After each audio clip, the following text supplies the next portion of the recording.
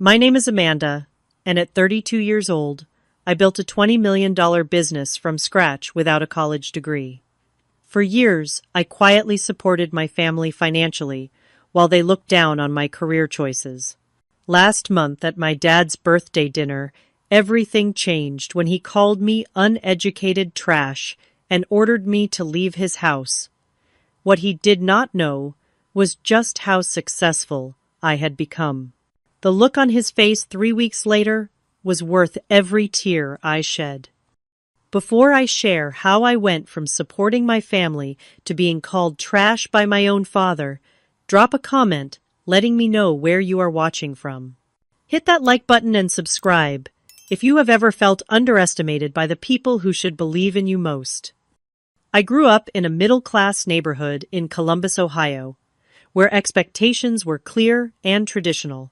My father, William, was an accountant at the same firm for 30 years and believed with absolute certainty that college was the only legitimate path to success. My mother, Patricia, taught elementary school and quietly reinforced his views. From an early age, I sensed I was different from my siblings Thomas and Jennifer, who both embraced the conventional route. Even at age 10, I showed signs of an entrepreneurial spirit that puzzled my parents. While other kids played after school, I ran an elaborate lemonade stand with different flavor options and loyalty cards for regular customers. By 13, I was fixing computers for neighbors charging $20 per hour when the local repair shop wanted $75. My parents viewed these ventures as cute hobbies, nothing more. Amanda needs to focus on academics instead of these little business projects, my father would say at dinner. These games will not pay the bills when she grows up. High school was challenging. I maintained decent grades, but spent my free time reading business books and following entrepreneurs online. While my siblings joined clubs that would look good on college applications, I launched an online store selling customized phone cases. I designed myself, making nearly $2,000 before graduation. Despite my reluctance, I enrolled in community college to appease my parents. One semester was all it took to confirm what I already knew. The structured environment felt like a cage, and the business courses taught outdated concepts by professors who had never run actual companies. When I approached my parents about dropping out to pursue my business ideas, the argument lasted for days. "You will throw your life away," my father shouted, his face red with anger. "No child of mine will be a college dropout working minimum wage jobs forever." Nevertheless, I left school at 19 with only $2,000 saved from my various side hustles. Those first months were brutal. I rented a tiny studio apartment in a questionable neighborhood, the kind where you never do laundry after dark. I survived on ramen noodles and discount grocery items while working 18-hour days building my e-commerce platform. My first 3 business attempts failed completely. I lost money on a dropshipping venture when suppliers sent defective products.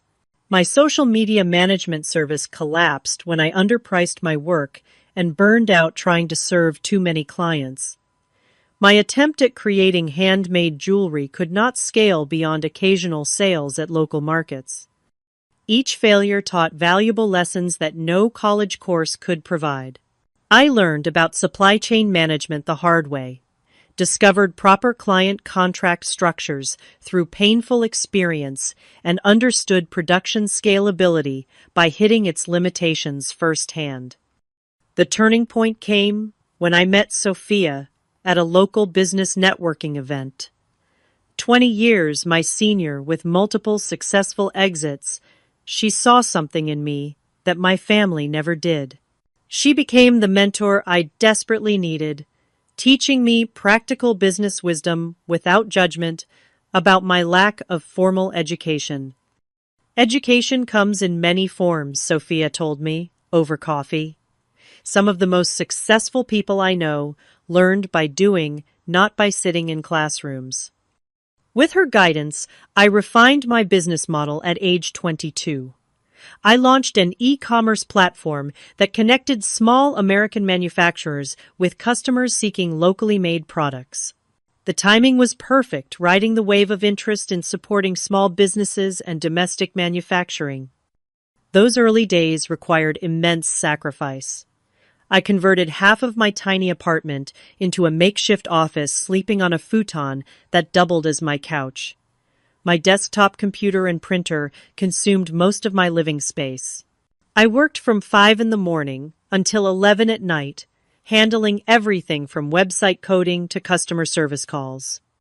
The breakthrough came 8 months in, when a popular lifestyle blogger featured one of our artisan partners. Orders flooded in, overwhelming our basic systems. I worked 72 hours straight, fulfilling orders and upgrading our website infrastructure. That single feature brought $10,000 in revenue, more money than I had ever seen in my account. I called my parents, excited to share my progress. My father responded with cautious skepticism. "That is nice, honey, but it is probably just temporary. You know you can always go back to college when this thing runs its course." His words stung, but they also fueled my determination. I would prove him wrong, not with arguments, but with undeniable success. The next 5 years were a blur of relentless growth and challenges. My e-commerce platform, which I named Heartland Made, expanded beyond its initial concept. We started with just 27 artisan partners in 3 states. By year 3, we represented over 400 manufacturers and craftspeople across all 50 states, connecting them with customers who valued American-made products. Every stage of growth brought unique challenges. When our server crashed during a major promotion, I stayed up for 48 hours straight, working with developers to restore the site, answering customer emails personally to maintain goodwill. When a larger competitor tried to poach our top sellers with promises of better terms, I drove to meet each one in person, strengthening relationships and improving our commission structure. The most difficult period came during year 2, when cash flow nearly strangled the business. We were growing too fast for our capital base, with inventory needs outpacing revenue. I went without salary for 4 months, moved to an even smaller apartment to cut expenses, and negotiated extended payment terms with suppliers. Those months taught me financial discipline that would serve me well as the company expanded. Major milestones came in rapid succession. Our first office was a converted industrial space downtown, where I hired 3 employees to handle customer service and seller relations. Crossing $1 million in annual revenue happened midway through year 3. A moment I celebrated alone with a single glass of champagne in my office after everyone left. Through it all, I kept my growing success relatively quiet with my family. They knew I had a website business that was doing okay, but I downplayed the true scale of our growth. Their initial discouragement had created a barrier I could not bring myself to cross. Some part of me hoped they would eventually ask detailed questions about my work, showing genuine interest, but those conversations never materialized. Despite their lukewarm support, I continued helping my family financially whenever needed. When my mother was diagnosed with breast cancer during year 4 of my business, I anonymously paid the $75,000 in medical expenses not covered by insurance. My father mentioned an insurance settlement that had saved them from medical debt, never suspecting the source.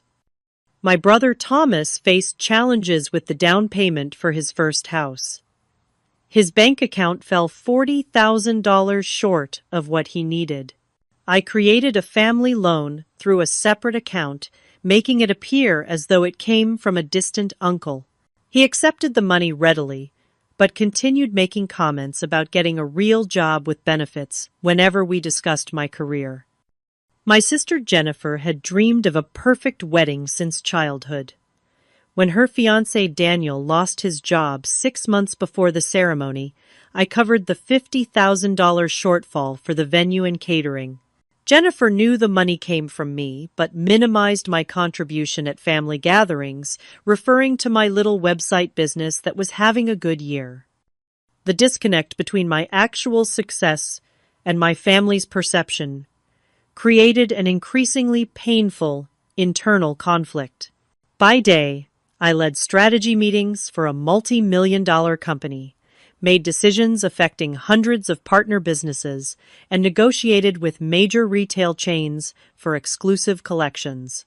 By night, I fielded texts from family members who treated me like the college dropout who got lucky with an internet thing. My company headquarters expanded to a full floor in a downtown office building with 38 full-time employees and a robust internship program. Our valuation reached $20 million after a profile in Business Insider brought attention from several investors. I maintained majority ownership, turning down acquisition offers that would have made me wealthy but cost me control of my vision. As my father's 65th birthday approached, I made a decision. It was time to be honest about my success. Not to boast, but to finally break through the misconceptions and perhaps gain the respect I had been seeking for years. I purchased a substantial gift, a fully paid retirement investment account, and planned to present it along with the truth about my business at his birthday dinner. The night before the dinner, I rehearsed what I would say. I was no longer the uncertain 19-year-old seeking approval. I was a successful entrepreneur who had created opportunities for hundreds of American manufacturers and dozens of employees. Surely that would finally earn my father's respect and change how my family viewed my unconventional path. I could not have been more wrong. The evening of my father's 65th birthday began pleasantly enough. Their house looked exactly as it had throughout my childhood, with the same furniture and family photos lining the walls. The only new addition was a large television my brother had purchased for them last Christmas, conspicuously displayed as a symbol of his financial contribution to the family. My mother greeted me with her typical restrained affection, a quick hug and pat on the back. "You look nice, Amanda. Did you cut your hair?" It was the same haircut I had maintained for 3 years. Thomas arrived with his wife Heather, both dressed immaculately in business casual attire that subtly communicated their upper-middle-class status. Jennifer and Daniel came shortly after, with Jennifer immediately launching into stories about her recent promotion at the accounting firm, where she followed in our father's footsteps. "The partners are already hinting that I might make junior partner next year," she announced, while helping arrange appetizers, youngest in firm history. Throughout the pre-dinner conversation, my career received not a single inquiry. When Daniel briefly mentioned seeing an article about e-commerce growth, my brother quickly steered the conversation toward his son's Little League achievements. Dinner itself was my mother's traditional pot roast, with all the fixings served on the good china reserved for special occasions. My father sat at the head of the table, accepting compliments about his youthful appearance with practiced modesty. 65 looks good on you, Dad," Thomas said, raising his glass. "Here is to another 20 years at least." The moment felt right as dessert was served. I had waited patiently through discussions of neighborhood gossip, Thomas's children's accomplishments, and Jennifer's upcoming vacation plans. No one had asked a single question about my life or business. Dad, Mom, everyone. I began, my heart racing despite my outward composure. I wanted to share some news about my company. My father nodded absently, already reaching for another slice of birthday cake. "Heartland Made was recently valued at $20 million, I continued. "We have received several acquisition offers, and I have been featured in Business Insider and Entrepreneur magazine last month." The silence that followed felt interminable. My mother froze with her fork midway to her mouth. Jennifer exchanged a quick glance with Daniel. Thomas simply stared. My father was the first to respond, his tone dismissive. What exactly does that mean, Amanda? These internet businesses use all sorts of funny math to come up with these valuations. I maintained my composure, explaining in simple terms how business valuations work, our revenue streams and growth trajectory. I mentioned our office with 38 employees and partnerships with over 400 American manufacturers. Thomas interrupted before I could finish. So you got lucky with this online thing. That is great, but some of us have been building real careers with actual qualifications. He emphasized the word qualifications while glancing at his wife, who nodded in agreement. It is not luck, I responded calmly. It is 7 years of working 18-hour days, solving complex problems, and building something meaningful.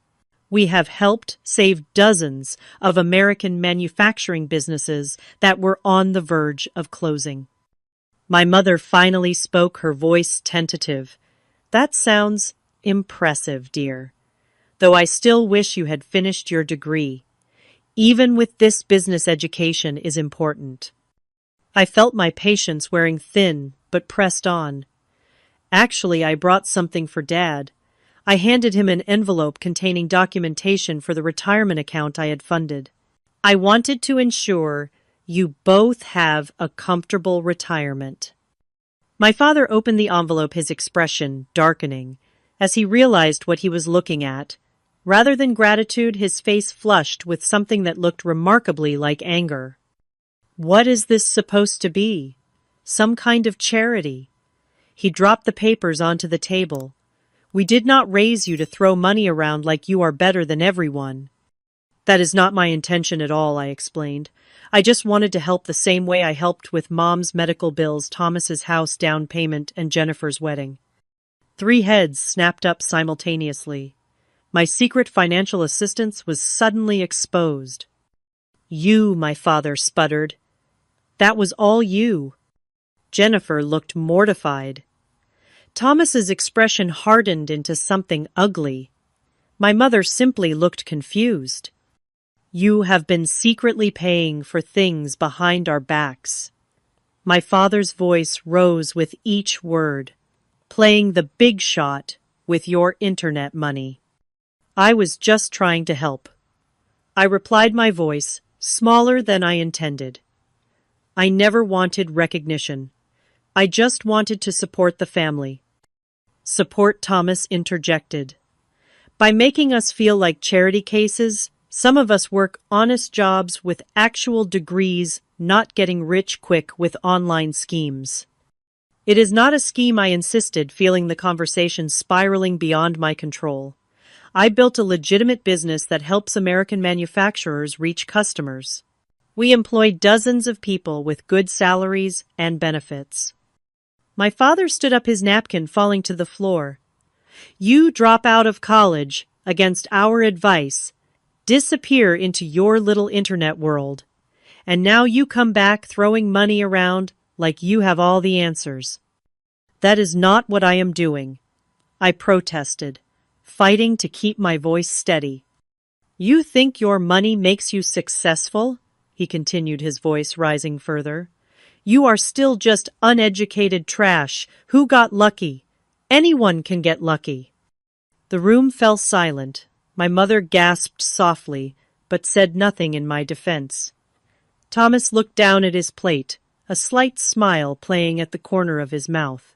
Jennifer appeared torn between embarrassment and agreement.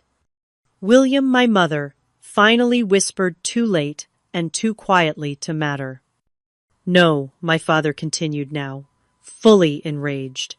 I have worked my entire life the right way. I got an education built, a respectable career, raised a family. I will not be shown up in my own home by my dropout daughter. I stood slowly, gathering my purse. I should go. Yes, you should, my father spat. Get out of my house, you lowlife. Your money does not make you part of this family. We have standards. The words hit like physical blows. I looked at each face around the table, searching for any ally, any sign of support. There was none. "Happy birthday, Dad," I said quietly, walking toward the door, with as much dignity as I could muster. No one followed me out. No one called after me. I got into my car, hands shaking so badly I could barely grip the steering wheel.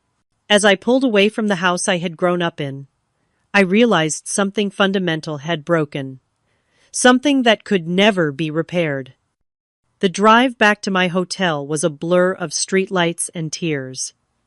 I had to pull over twice when emotion overwhelmed my ability to drive safely. The cruel irony was not lost on me.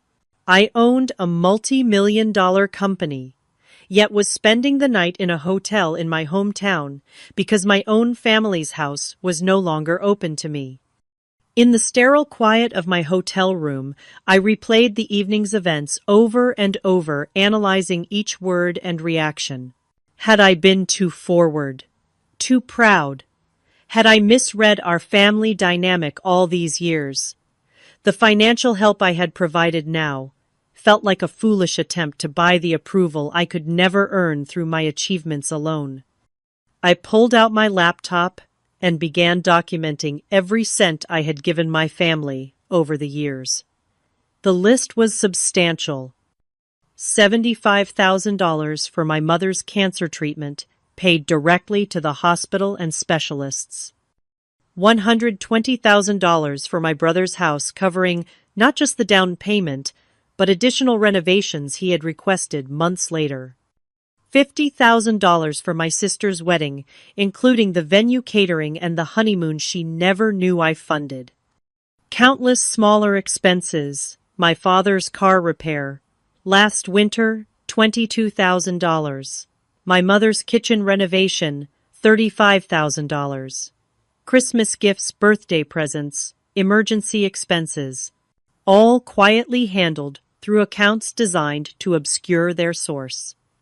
Nearly $300,000 in total, not counting the retirement account my father had just rejected. Money I never expected to be repaid, given freely out of love for a family that had just called me trash. My phone lit up with a text from Jennifer around midnight. "Dad is still upset, but he will get over it. You know how he gets when his authority is challenged." No apology, no acknowledgement of the horrific things said, just an expectation that I would absorb the abuse and return to the family dynamic as if nothing had happened. I did not respond. The next morning I contacted a therapist in the city where I normally lived. Dr. Richardson agreed to an emergency virtual session that afternoon. "Family wounds cut deepest," she observed after I recounted the dinner, "especially when they target the very things we have worked hardest to overcome." Over the following days, Dr. Richardson helped me understand the complex dynamics at play. My success threatened the family hierarchy and the values my parents had built their lives around. My financial assistance, rather than earning gratitude, had created resentment by highlighting a shift in power dynamics they were not prepared to accept. "Your father's identity is built around being the provider and authority," she explained. "Your success challenges both roles." I began a journaling practice, documenting not just the previous night, but patterns throughout my childhood. Subtle ways my entrepreneurial spirit had been discouraged. Times when academic achievements were celebrated, while business successes were minimized. The constant reminder that without a degree, I would never truly succeed. This process revealed how deeply I had internalized these messages. Despite outward success, part of me still felt like the family failure, the dropout who had something to prove.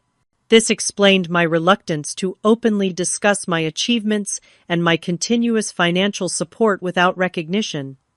A week after the disastrous dinner, my sister called. I let it go to voicemail. "Amanda, please call back. Dad feels bad about what happened. We all do. But you have to understand how it looked, you coming in and basically showing off your money. It was insensitive to the rest of us who worked hard for our careers. I deleted the message without returning the call. The narrative twist was breathtaking. Somehow, I had become the villain for simply stating facts about my business after years of minimizing my success. My brother texted next, "Family is family. Let's move past this." No apology there either, just an expectation that I would accept my designated role and the treatment that came with it. 2 weeks after the dinner, I made a decision that felt both terrifying and liberating. I would prioritize self-respect over toxic family dynamics. The beach house I had purchased in Naples, Florida, the previous year as an investment property would become my new home. Before leaving, I wrote a letter to my parents. Not an angry tirade, but an honest expression of hurt and disappointment. Dear Mom and Dad, I have spent years seeking your approval and respect. I have supported our family financially while downplaying my success to avoid making anyone uncomfortable. Despite building a $20 million company that helps preserve American manufacturing jobs, I have been made to feel like the family failure because I chose a different path than the one you prescribed. When Dad called me uneducated trash and a lowlife, it revealed how you truly see me. No amount of success will ever change that perception. I cannot continue to participate in a relationship where my worth is measured by credentials rather than character and achievement. I will always love you both, but I need to create distance for my own well-being. I hope someday we can rebuild our relationship on a foundation of mutual respect. Love, Amanda. I sealed the letter and mailed it from the post office personally. No response came in the days that followed. With the help of my executive assistant, I arranged for my personal belongings in Ohio to be packed and shipped to Florida. I instructed her to donate most of my furniture and clothing to local charities, wanting a fresh start with minimal baggage, both literal and figurative. My company could be run remotely, with occasional trips back for important meetings. The leadership team I had built over the years was strong enough to handle day-to-day operations without my physical presence. As I boarded the plane to Florida, I felt a complex mixture of grief and freedom. The family I had tried so desperately to please was behind me, but so was the burden of seeking approval I would never receive. Naples, Florida greeted me with warm sunshine and salt-scented air, a stark contrast to the gray Ohio winter I had left behind. My beach house stood on a quiet stretch of shoreline, a modern two-story structure with floor-to-ceiling windows facing the Gulf of Mexico. I had purchased it as an investment property the previous year, but had only visited twice for brief vacations. The property felt impersonal when I first arrived, like an upscale hotel rather than a home. The real estate agent had handled the furnishing with standard luxury vacation home decor, attractive but soulless. Making this house truly mine became a form of therapy. I started with the primary bedroom, replacing the generic beige bedding with handcrafted quilts from one of my Heartland-made artisans in North Carolina. The mass-produced art came down, replaced with original pieces from emerging American artists I had discovered through the business. Each morning I woke to the sound of waves and the sight of authentic creativity surrounding me. The kitchen transformation came next. I installed open shelving to display handmade pottery from our Vermont and New Mexico partners. The industrial-grade appliances remained, but now colorful, hand-woven textiles and locally crafted wooden serving boards warmed the space. Establishing routines became essential to my healing process.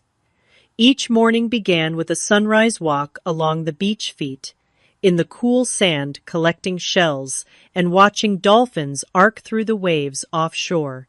I found a local coffee shop run by a Cuban-American family where I became a regular, greeted by name rather than order.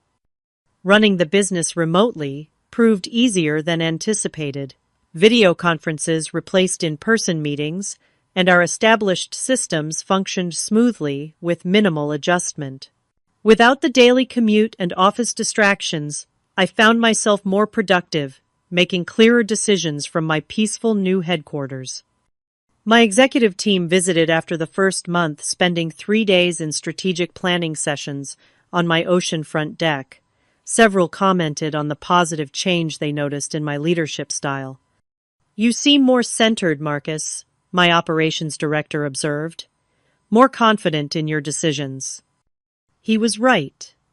Without the undercurrent of seeking family approval, my business instincts flowed more naturally. I trusted my judgment without the shadow of my father's criticism hanging over each choice. Community involvement became another anchor in my new life. I joined the local Chamber of Commerce and a business women's networking group. Unlike in my hometown, where I had downplayed my success here, I was open about my company and achievements. The respect came naturally without the baggage of who I had been before my success. I befriended Eliza, the owner of a local art gallery, who introduced me to her circle of friends. These were accomplished women in their 30s and 40s who valued each other for present achievements rather than past credentials. Our weekly dinner gatherings became a highlight filled with laughter and conversations that never once included questions about my education or suggestions that I had merely gotten lucky. The unexpected visit came 3 weeks into my Florida residence. My brother Thomas arrived unannounced at my door one Saturday afternoon. "Nice place," he said, whistling as he surveyed the ocean view from my living room. "Really nice." His appearance was jarring in my new sanctuary.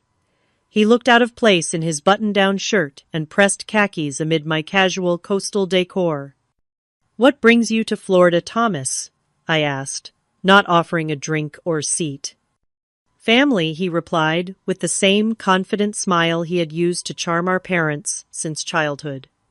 "And I could use some advice about an investment opportunity, possibly a loan to get in on the ground floor." Some patterns were too predictable to be surprising. Without my parents as an audience, his pretense dropped quickly. This was a financial visit, nothing more. "I am not making any loans to family members anymore," I said firmly. "That chapter is closed." His expression hardened. "So that is how it is. You move to your beach mansion and forget where you came from. Dad was right about you." "Dad called me uneducated trash and kicked me out of his house," I reminded him. "Is that what you came here to reinforce?" Thomas backpedaled quickly. "He did not mean it like that. You know how he gets. Family fights happen." "That was not a fight. It was a revelation," I replied. "Now, if you will excuse me, I have plans this afternoon." After showing him out, I sat on my deck watching the waves surprisingly unshaken by the encounter. The boundaries I was establishing felt right, even if they were painful to implement. That evening, I made a significant decision. I contacted my lawyer and established an anonymous scholarship fund at the community college I had briefly attended. The Amanda Wilson Entrepreneurship Scholarship would provide full tuition and mentorship to 5 students annually who demonstrated entrepreneurial potential but lacked traditional academic advantages. Make sure the selection criteria focus on demonstrated initiative and creative problem solving, not grades, I instructed. And find mentors who have built actual businesses, not just taught business classes. As weeks passed, my house truly became a home. I planted a garden of native Florida species that attracted butterflies and hummingbirds. I adopted a rescue dog, a mixed breed named Charlie, who accompanied me on beach walks and slept at the foot of my bed. His uncomplicated affection was a daily reminder of how relationships should feel. I found unexpected peace in solitude. Without the constant underlying anxiety of family judgment, I discovered aspects of myself previously overshadowed by that stress. I took a pottery class at a local studio, terrible at it, but enjoying the meditative process. I tried paddleboard yoga, spending more time in the water than on the board, but laughing through each attempt. 3 weeks turned into a month, then 6 weeks. The pain of family rejection remained, but transformed into something less acute, more like an old injury that occasionally ached rather than a fresh wound. I was building something new here, not just a home, but an authentic life, aligned with my values rather than someone else's expectations. Then came the unexpected development that would bring my family story full circle in ways I never anticipated. The Naples Business Journal was not a publication I normally read, but Eliza texted me early one morning insisting I pick up a copy. Page 3. You are going to want to see this. The feature article profiled local business owners making an impact beyond Florida. There I was, photographed on my deck, with the Gulf of Mexico behind me, under the headline, E-commerce innovator brings multi-million-dollar business to Naples. The journalist had done her research detailing Heartland Made's growth from startup to $20 million valuation, our impact on American manufacturing, and my recent entrepreneurship scholarship foundation. The article painted a picture of success far more comprehensive than anything that had appeared in my hometown media. I did not authorize this, I told Eliza when she called to congratulate me. Public records, she explained. Property transfers, business registrations. Once they knew you were here, the rest was easy to piece together. Besides, it is a great article. She was right. The piece was well-researched and flattering, focusing on business accomplishments rather than personal details. I thought little more about it until the following week, when my phone began lighting up with social media notifications.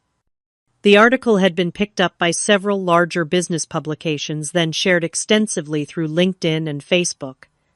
Former high school classmates suddenly remembered our friendship. Teachers claimed they had always seen my potential. Most surprising were the messages from several small business owners in my hometown, thanking me for representing what was possible without following traditional paths. You inspired me to finally launch my business, wrote one former classmate.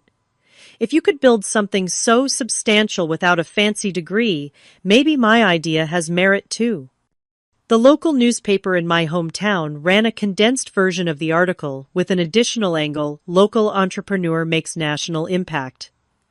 The irony was not lost on me.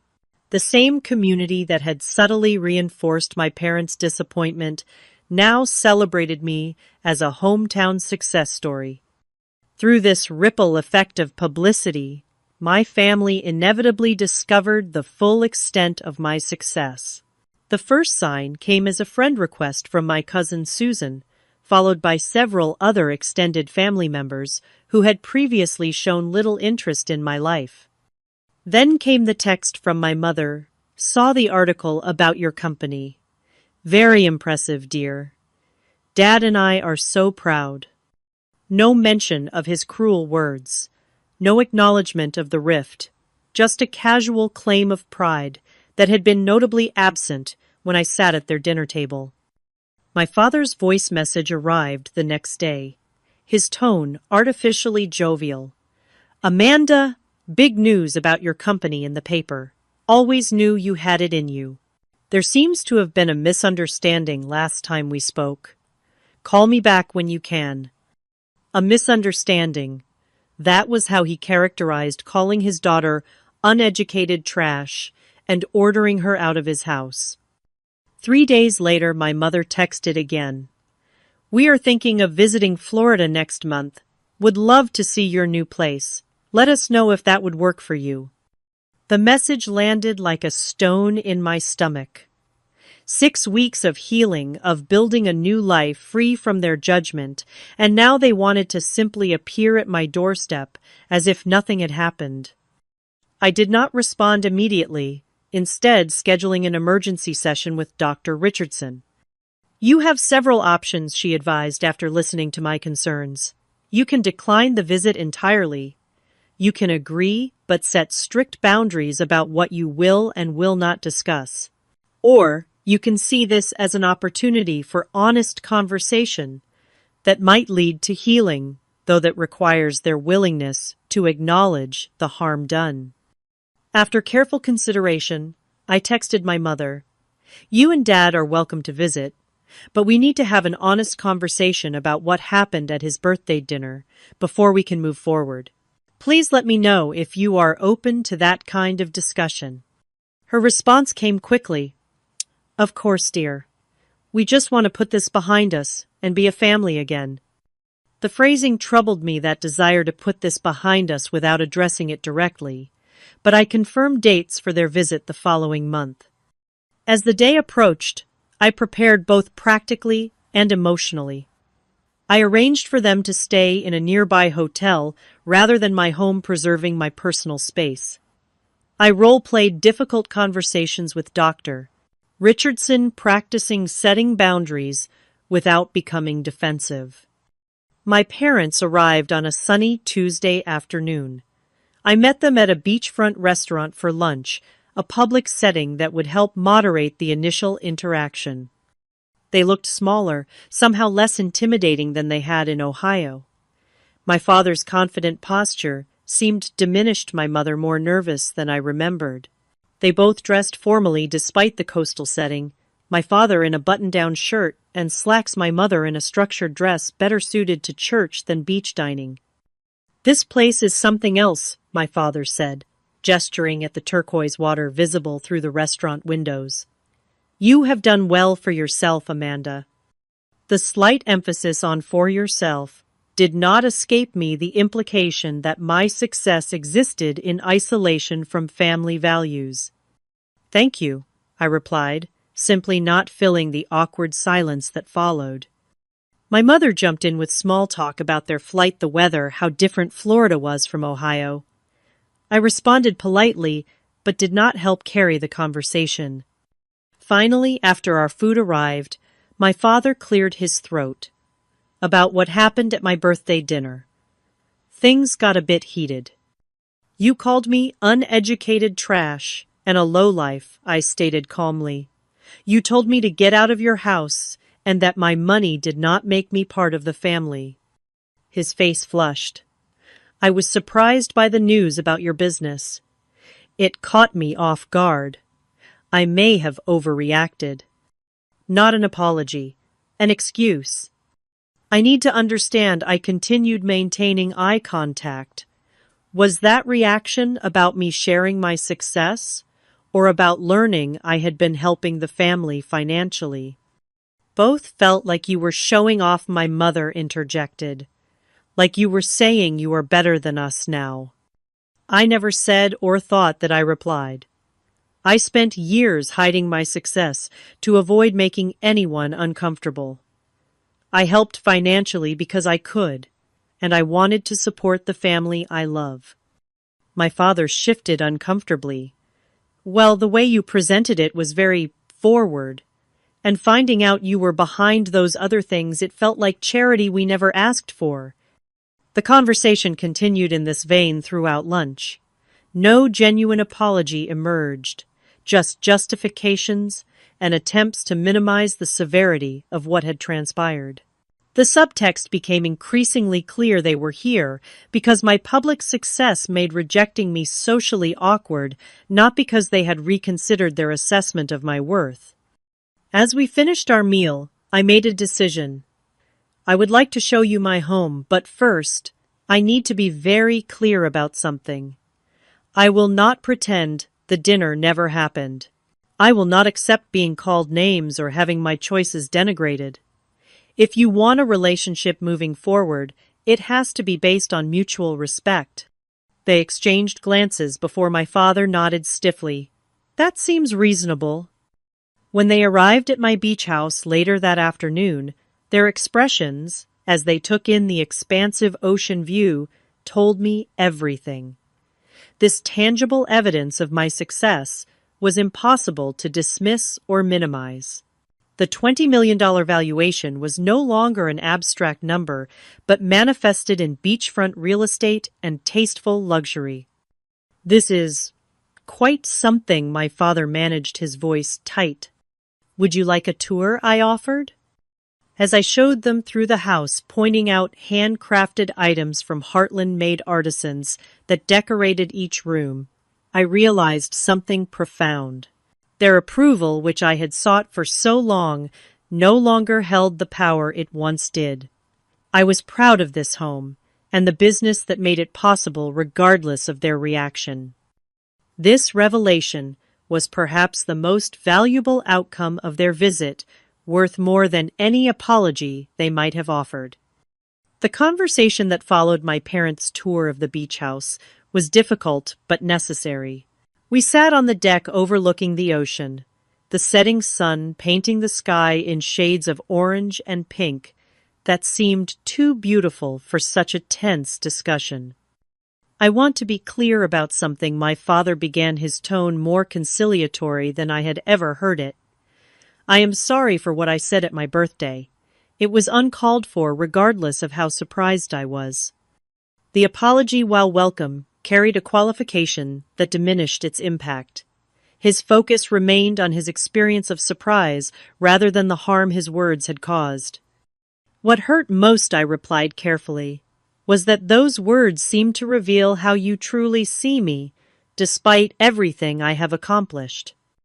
My mother reached across the table, not quite touching my hand, but gesturing toward it.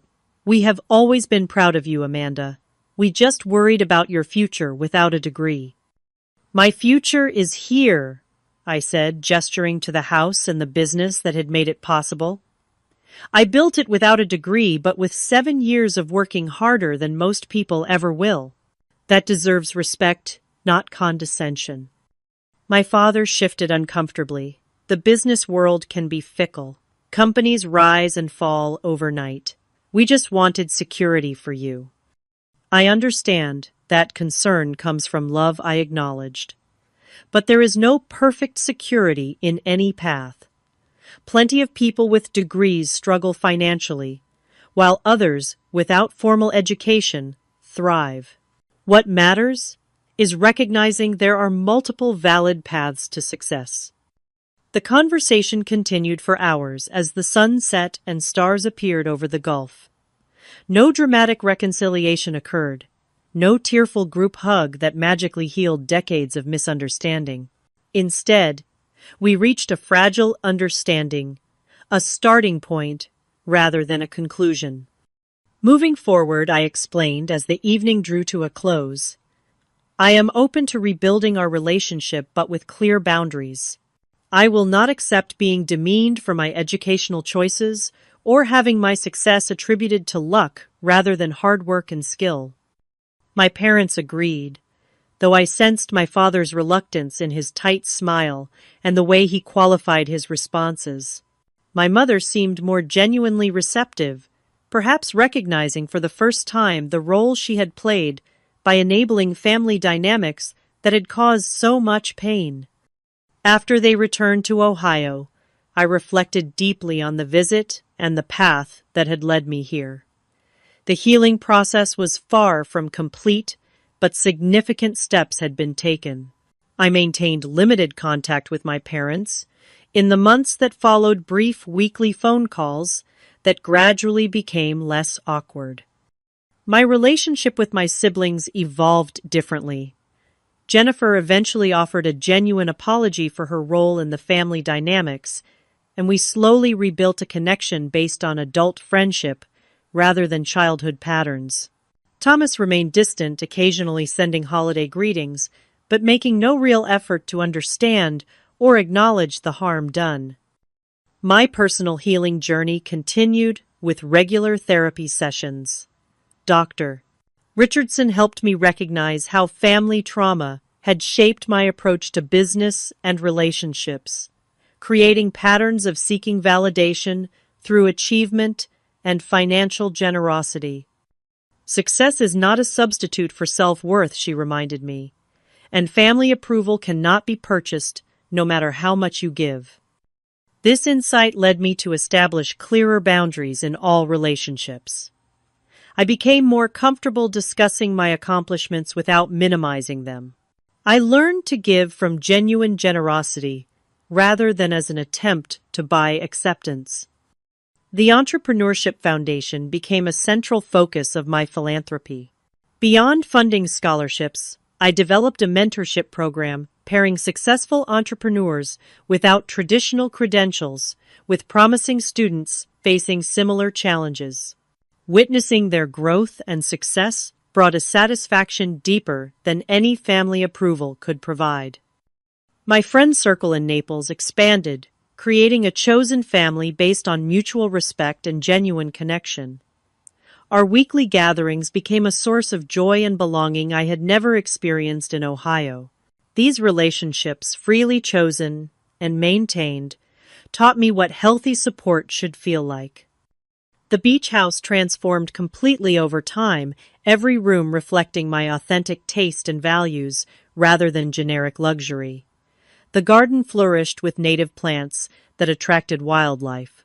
Charlie, my rescue dog, gained a companion when I adopted a second dog from the local shelter, a senior retriever named Luna, who everyone had overlooked. Running Heartland Maid remotely proved so successful that I implemented flexible work policies for all employees, allowing them to work from anywhere for part of the year. Productivity increased, and employee satisfaction scores reached all-time highs. 1 year after my move to Florida, I hosted a dinner party for my new friends.